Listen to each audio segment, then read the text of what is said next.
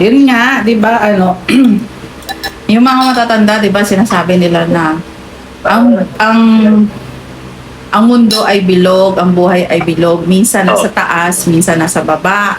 So, oo nga naman, pag titingnan mo yung chart, 'di ba may 1 to 12 'yon. So, yung areas of life natin like image, money, travel, communication, siblings.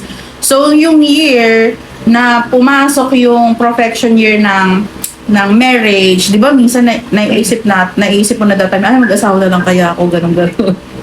Tapos meron ding merong areas of life din na about your health. So that specific year or cover ng areas of life mo, kung sino saan tatama si Saturn or kung sino man nandyan, yun yung magkakaroon ka ng problems like sa health mo, kung nasa health siya.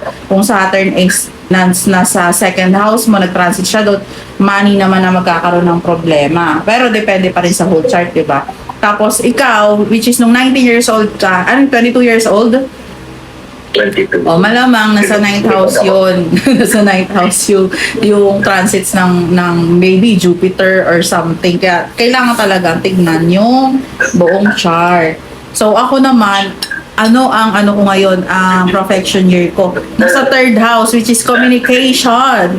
Communication at short travels and siblings, which is, di ba, nag-cut nga ako ng mga siblings ko. See? Oh. Tapos yung transits ko, kaya yung transits ko ng Jupiter ko is image. Short travel, ganun.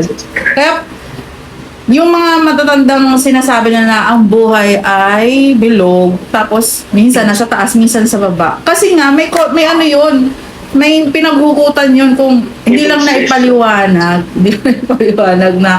na galing kasi dito sa birth chart to, or Vedic astrology, or what, di ba? O ikaw, which is Jupiter mo ay nasa 8th house ngayon, di ba? Di ba, anong sabi ko sa'yo? Like, pwede ka magkaroon ng inheritance, o expansion, inheritance, ano pa? Ano ba yung pagkaka-predict ko? Other people's money.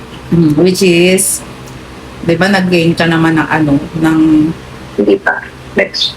In 2 weeks pa. In 2 weeks. In 2 weeks pa ba? Di ba?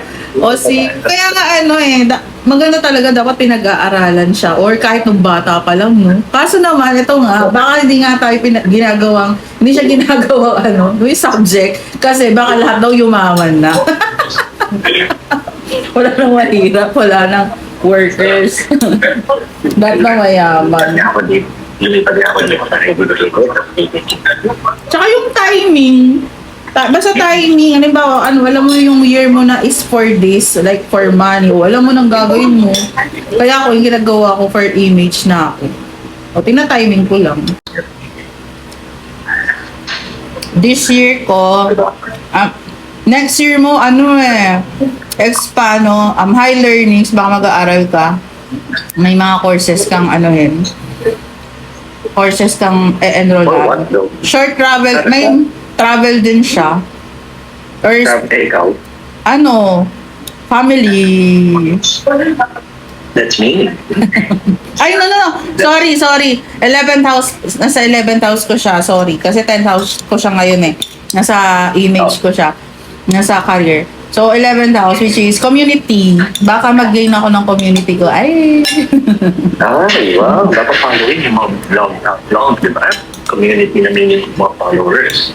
Tapos, depende kung ano mo doon, kung yung Virgo moon mo, nandun, mga ganun.